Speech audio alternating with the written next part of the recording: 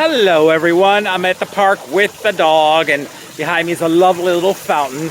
This is about a half mile from where I live, and it's Turtle Creek Park. It's a wonderful park with lots of greenery, and I've been walking the dog and playing with the dog out here, and there were some other people with dogs, and we've all been playing with the dogs. So today I had a surprise assignment, so I got to work. Yay for that. It's interesting because lately the recent assignments I've been getting with CPS all involve domestic violence, and I guess people being cooped up with each other, they're, I guess, getting stressed and becoming violent, which isn't a good thing. What was interesting about today is the domestic violence was actually being perpetrated by the woman towards the man. He's also responding to kind of beating her up, and she is beating him up. They call the police on each other, so much so that their children now have been removed and are living with grandma. And the meeting today was to put a plan in place, because this has been a repeated problem with this family. And I think what's so interesting is that she acknowledged the domestic violence, that she's also the instigator, her husband also. The kids no longer live with her. She has to have supervised visits. The father also has to have supervised visits. They don't live together anymore, husband and wife. They're separated. But they're still going out and dating and beating each other up. Even though they are now living in different residences, they still get together about once a week, and there's been an incident the last 2 weeks. And this is the kicker. Today we basically informed them that this temporary custody with grandma might become permanent. She might lose the rights to her kids as well as he will if they don't do certain things and take certain steps, go into counseling.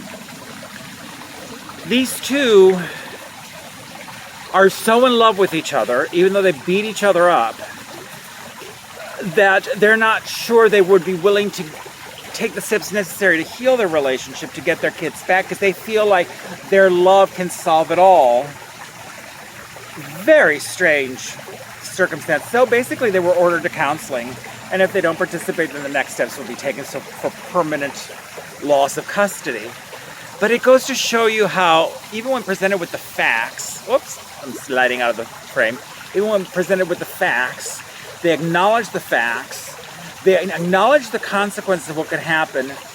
They still aren't going to do something. I left their feeling they're not going to do anything to remediate the situation. They're going to lose their kids for good. And of course, I'm sure they'll be all crying and upset that, oh, horrible CPS, they stole our kids or whatever. It always is fascinating, human behavior. You know, most people actually, when it's pointed out to them, the problems, when the third party comes in and intervenes, they're like, oh, we better get our act together. But then there's those that are just feel like they know it all, and they're not going to remediate the situation because they think they can solve it on their own, when it's been an issue for 2 years now, and it's escalated and escalated and escalated. But it kind of reflects with the mentality that a lot of people in this country have regarding what's going on, where they deny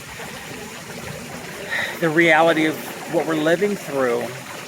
And it's just an interesting thing that there is a certain percentage of the human population that just can't acknowledge reality and the facts, even when presented late in their bare facts.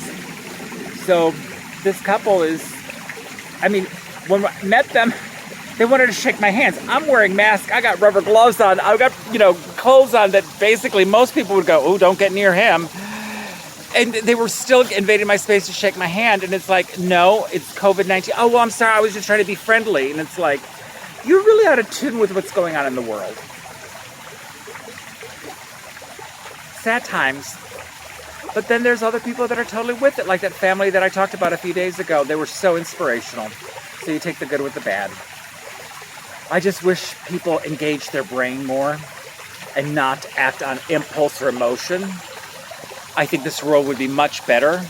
Yes, we want emotion so we can feel things, but there's sometimes you need to let the brain override and take over, because it's for your own good and for your own protection.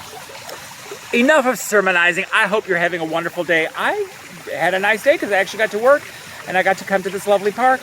I'll kind of pan around. You can see how lovely it is.